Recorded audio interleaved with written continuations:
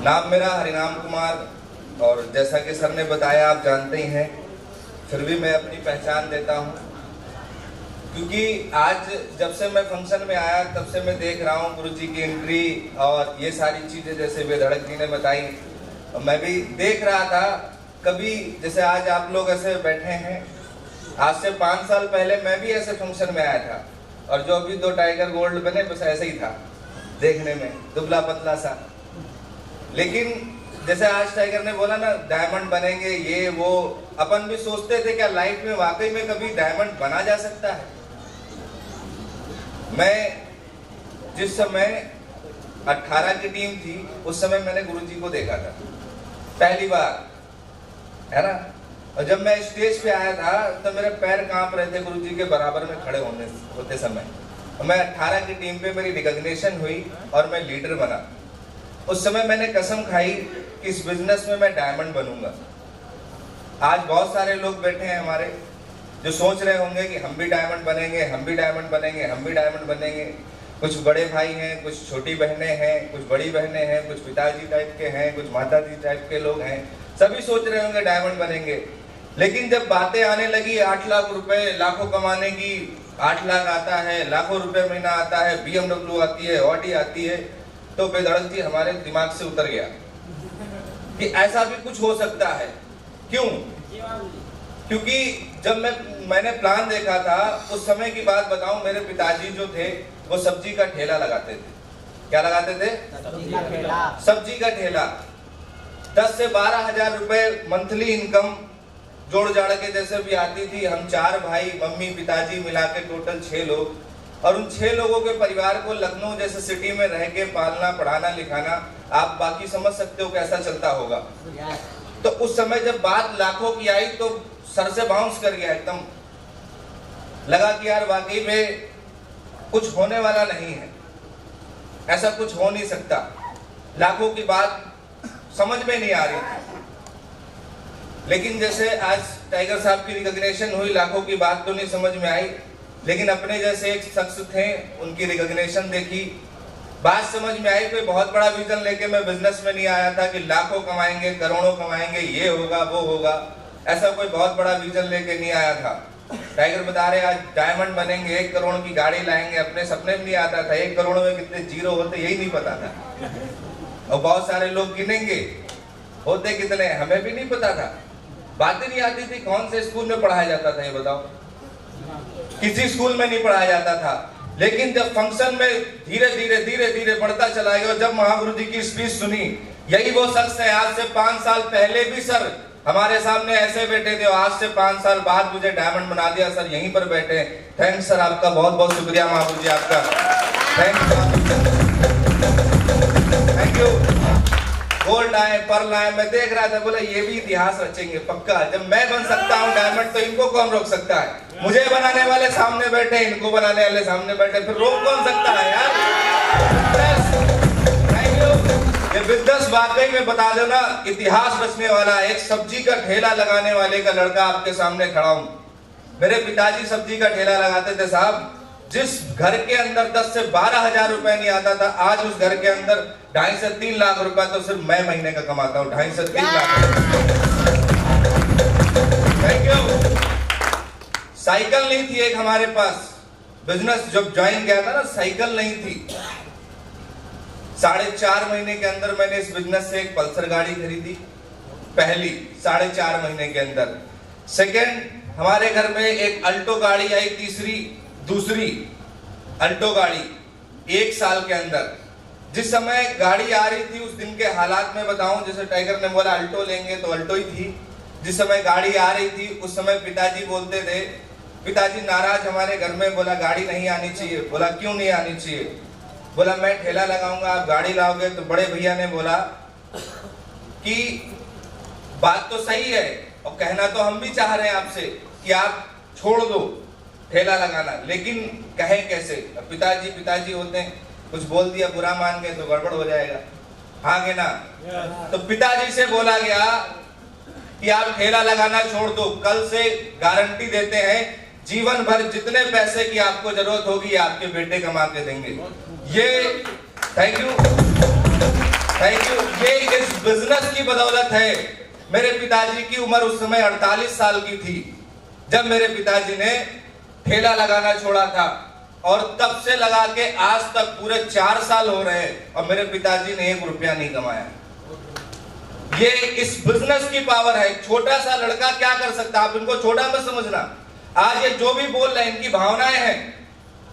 आज लोगों को पता नहीं क्या सोच रहे हैं, ये छोटे छोटे बच्चों को दिखा के क्या करने वाले हैं। ये छोटे छोटे बच्चे ना, आगे नहीं बोलूंगा, आप समझ लेना। ये बिजनेस तो वाकई में इतना बड़ा है, समुंदर है। मैं इसके अंदर जाता चला गया। आज इस बिजनेस से क्या क्या निकला। पहली कार मेरे घर में आई, ऐसा लग रहा था हेलीकॉप्टर आ गया। पहली कार जब घर में आई, क्योंकि पिताजी सब्जी का ठेला लगाते थे, 4 पहिए उसमें भी थे, और जब कार आई तो 4 उसमें भी थे। मैं पूरे मोहल्ले का सबसे गरीब आदमी, मेरे घर के सामने लोग सरकारी नौकरी वाले, पड़ोसी बिजनेसमैन, कोई डॉक्टर, कोई वकील, कोई सरकारी टीचर, और वहीं पर पिताजी सब्जी का ठेला लगाते थे। लोग बोलते थे यार पता नहीं है कहां से आ गए। बीच में जैसे कहावत नहीं, एक कोई जात वाला यादव रह रहा हो, उसमें कोई और आ जाए तो गड़बड़ लगता नहीं लगता। ऐसे ही मोहल्ले में कोई चोर डकैत टाइप का आ जाए तो भी गड़बड़ लगता। और वैसे जहां सारे अमीर रह रहे हैं वहां पे गरीब रह जाए या आ जाए तो गड़बड़ होता ही नहीं होता। लोग सोचा करते थे क्या होगा, कैसे चलेगी जिंदगी, कैसे रहेंगे इन लोगों के बीच में। और आज साहब मैं आपको बता देता हूं, मैं हरराम कुमार इस बिजनेस के माध्यम से मेरे मोहल्ले में चाहे डॉक्टर ले लो, इंजीनियर ले लो, वकील ले लो, मेरे से बराबर, मेरे के बराबर पैसा कमाने वाला कोई है ही नहीं मेरे मोहल्ले में। Thank you. ये पावर है इस बिजनेस की, जहां पर लोग 40,000 50,000, मेरे घर के सामने डॉक्टर साहब रहते हैं, और हस्बैंड भी डॉक्टर, वाइफ भी डॉक्टर, दोनों डॉक्टर, और ऊपरी कितनी कमाते होंगे मुझे नहीं पता, लेकिन वो दोनों मिला दे तो हमारे बराबर नहीं कमाते, ये मैं जानता हूँ। की ताकत है। आज 26 साल की उम्र में आज इस बिजनेस की वजह से मैं डायमंड हूं, और जिंदगी कैसे बदलती है ये मैं आपके सामने खड़ा हूं, आप प्रूफ कर सकते हो, मेरे को देख सकते हो। मैं भी बिजनेस में आता था, मैं भी फंक्शन में आया, मैंने भी बहुत सारी चीजें देखी। लोगों ने इतने रिजेक्शन दिए, बोला आप नहीं बन सकते हो डायमंड, आपकी उम्र ही क्या है, अभी तुमने देखा क्या है, कैसे कैसे ताने मारते थे, कैसी कैसी जिंदगी के बारे में बताते थे। बोला मैंने तो पूरी दुनिया देख डाली और हमने तो कुछ नहीं देखा। लेकिन आज इस बिजनेस के माध्यम से लोगों का सपना होता है हवाई जहाज पर बैठने का। हाँ के ना? अब मुझे अब याद नहीं मैं कितनी बार बैठा हूं, मुझे याद नहीं। Thank you. यहां से दिल्ली भी जाना है तो भी बाई प्लेन जाना है, कार जाती है, हाईवे बन गया है, 5 घंटे पहुंच सकते, लेकिन कौन इतना घंटा बर्बाद करे अपना? हाँ के ना? 1 घंटे से भी कम समय में दिल्ली पहुंचा देते प्लेन। लोगों का सपना होता है कि प्लेन को पास से देखा जाए, और इतनी बार बैठा कि अभी तक याद नहीं हमें कितनी बार मैं प्लेन पे भी बैठ चुका, गिनती नहीं, अब गिनने की जरूरत नहीं। कोई एक आध, जी हाँ, विदेश तक, दिल्ली, आगरा, मुंबई, पंजाब, जहां लखनऊ में से फ्लाइट जाती होगी वहां तो गए, लेकिन इस बिजनेस के बदौलत कंपनी ने हमें विदेश यात्रा भी कराई। अपना देश छोड़ के 7 समुद्र पार विदेश यात्रा भी करने गई। ये इस बिजनेस की ताकत है। Thank you, thank you. आप सोच कर देखो, एक तरफ वो सब्जी का ठेला और दूसरी तरफ विदेश यात्राएं।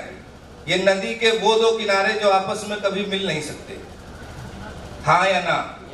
लेकिन ये एक ऐसा बिजनेस है, ये सेफ शॉप एक ऐसा बिजनेस है जिसमें कुछ भी संभव है, कुछ भी, चाहे व्यक्ति कैसा भी हो, अगर वो कमिटमेंट कर ले कि डायमंड बनना है तो महागुरु जी का हाथ पकड़ ले, गारंटी भाई मैंने पकड़ा था, मैं डायमंड हूं। Thank you.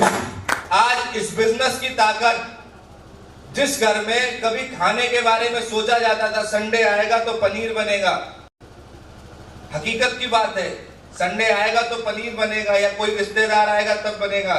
और आज पनीर की तो बात छोड़ो, आप जो मर्जी वो खाते रहो, कोई टेंशन नहीं, इतना पैसा है। बिजनेस बहुत दमदार है। बस मैंने क्या किया, महागुरु जी का हाथ पकड़े रहा, सिस्टम का सपोर्ट रहा। आज हमारे जितने भी सीनियर बैठे हैं, हमारे मिलन महागुरु जी, मैं गुरु जी को उस समय से देखता हूँ जिस समय ना सर का लेवल कुछ बहुत बड़ा हुआ करता था, ना हमारा था। सर परल रहे होंगे और मेरा तो कोई अस्तित्व नहीं था, लेकिन सर ने उस समय से उंगली पकड़ी। सरस सर ये बैठे जो आप लोगों को सिखा रहे, इन्होंने हमें प्लान करना सिखाया, फॉलो करना सिखाया, अवसर के सानिध्य में रह के काम किया।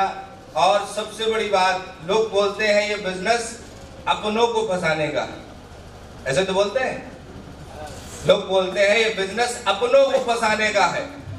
मुझे जिस व्यक्ति ने प्लान दिखाया था वो मेरे सगे बड़े भाई थे। जिस व्यक्ति ने मुझे प्लान दिखाया था वो सगे बड़े भाई थे। आप सोचो, अगर आपका बड़ा भाई प्लान दिखा रहा तो बहुत सारे लोग बोल देते अरे छोड़ो हटाओ, खुद फंसे हैं यही जान जाए, बढ़िया है, हाँ के ना।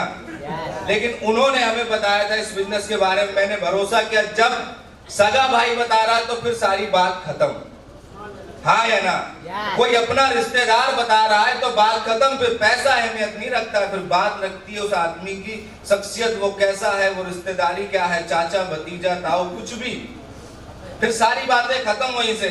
मैंने बड़े भैया पे भरोसा किया और तब से लगा के आज तक अगर आप देखोगे तो मेरे बड़े भाई ने मेरा साथ नहीं छोड़ा। वो QAC बने तो मुझे भी QAC बनाए, वो लीडर बने तो मुझे भी लीडर बनाए, और वो डायमंड बने तो मुझे भी डायमंड। ये इस बिजनेस की ताकत है। बस मैंने किया क्या, अपने अंदर एक कमिटमेंट लेके रखा कि एक बार जिस चीज को कर लिया फिर मरते दम तक, जब तक वो चाहत है उस चीज की और वो पूरी नहीं हो जाती तब तक हम किसी चीज को छोड़ने वाले नहीं। गलती से वेदड़क जी, गलती से एक बार स्टेज पर मैं आ गया, मेरी एमरल्ड की रिकॉग्निशन थी, आप चाहे तो वीडियो देख लेना। एमरल्ड की रिकॉग्निशन थी, गलती से हम और हमारे बड़े भाई दोनों एमरल्ड थे और माइक मिली। पहली बार एमरल्ड पे माइक मिली, आपको तो पर्ल पे मिल गई, हमें पहली बार एमरल्ड पर मिली थी। साइंटिफिक कन्वेंशन सेंटर बोलने का मौका मिला, भाई बोलो। तो मैं स्टेज पर खड़ा था और पता नहीं कैसे मेरे मुंह से निकल गया कि अभी तक जितनी रिकॉग्निशन ली है वो साथ में ली है और आगे डायमंड बनेंगे तो साथ में बनेंगे। बात निकल गई मुंह से। अब उसकी लाइव वीडियो रिकॉर्डिंग हो रही। बाद में जब वो वीडियो बन के सामने आई, जब मैंने देखी तो लगा यार कुछ पंगा नहीं हो गया। जोश में था, भूल गया। फिर लगा यार अब तो पंगा हो गया, अब डायमंड कैसे साथ में बनेगा। बड़ा वाला डायमंड बनेगा तो छोटा वाला रूबी बनेगा, पर्ल बने तो गोल्ड बने, अब डायमंड कैसे बनेगा। लेकिन बात की बात थी, लगा अगर मैं इस चीज को पूरा नहीं करता हूं तो लोगों के अंदर क्या भावनाएं जाएंगी, फिर मैं झूठा साबित हो सकता हूं। मुझे वो बात अंदर ही अंदर खाए जा रही थी। बड़े भाई रूबी बन गए और मैं बना नहीं। और जिस दिन अपने आप पर आया कि अब डायमंड बनना चाहिए और बराबरी पे डायमंड बनना चाहिए, उस दिन के बाद कसम खा के सिर्फ काम किया। कमिटमेंट एक इतनी बड़ी चीज होती है कि अगर आदमी अपने आप से कर ले तो फिर वो व्यक्ति कुछ भी पूरा कर सकता है। और वो कमिटमेंट मैंने किया था, मुझे याद थी वो बात। अगर बड़े भाई डायमंड मेरे से पहले बन गए और मैं वहां पर नहीं खड़ा रहा तो लोग क्या बोलेंगे कि वो वीडियो आज यूट्यूब पर भी पड़ी है और लोग उसको देखते भी हैं और दिखाते भी हैं। एमरल्ड की स्पीच में मैंने बोला था कि हम दोनों भाई एक ही साथ स्टेज पर डायमंड बनेंगे। ये बिजनेस इतनी ताकत रखता है कि अपलाइन डाउनलाइन कोई भी व्यक्ति जब चाहे सिर्फ अपने आप में कमिटमेंट कर ले कि हाँ हमें ये करना है, तो फिर वो व्यक्ति पीछे नहीं हट सकता। अपलाइनों के अंदर इतना मादा होता। गुरुजी से मैंने पूछा, गुरुजी मुझे डायमंड बनना है और बड़े भाई के बराबर में बनना, बताओ क्या करना पड़ेगा। सर ने बोला बस आप काम करते जाइए, सिस्टम को ना छोड़िए, अपलाइन का हाथ पकड़े रहिए, आप डायमंड बन जाएंगे। और आज ऊपर वाले का बहुत बहुत शुक्रिया कि आज मैं डायमंड हूँ। अपलाइनों का लाख लाख शुक्रिया, सारे अपलाइन हमारे साथ में हैं। Thank you. बिजनेस बहुत कुछ देता है। एक स्टूडेंट था, मैं नौकरी पे चला जाता, मुझे कुछ ना मिलता। कर रहा था नौकरी, इससे पहले मैं टाइम्स ऑफ इंडिया दिल्ली में 21,500 रुपए की, जिंदगी में कुछ नहीं बदला, लेकिन बिजनेस में आया तो आज 5 साल में सब कुछ बदल गया, सब कुछ बदल गया। एक आम आदमी से एक खास आदमी बना दिया। ये इस बिजनेस की ताकत है। बातें बहुत सारी हैं, कहने के लिए बहुत सारा समय लग सकता है, बस आप फीलिंग को समझो कि जिंदगी में हो क्या सकता है। अगर इतने इतने बड़े बच्चे आकर स्टेज पर दहाड़ रहे, चिल्ला रहे, तो कोई तो बात होगी। हाँ क्या ना? जिंदगी बदल सकती है। आप शहर में रहते हो, चाहे गांव में रहते हो, चाहे कहीं पर भी रहते हो, जिंदगी बदल सकती है। और जिंदगी बदलने का मतलब आपके लाइफ में जो पैसे की दिक्कत है, वो पैसे की दिक्कत शेप्स ऑफ बिजनेस में दूर हो सकती है। और ये मैं गारंटी दे रहा हूं। अगर ना यकीन हो तो आप मेरे से स्टाम्प पेपर पे लिखा लेना, मैं गारंटी दे रहा हूं इस बिजनेस में बहुत बड़ी ताकत है।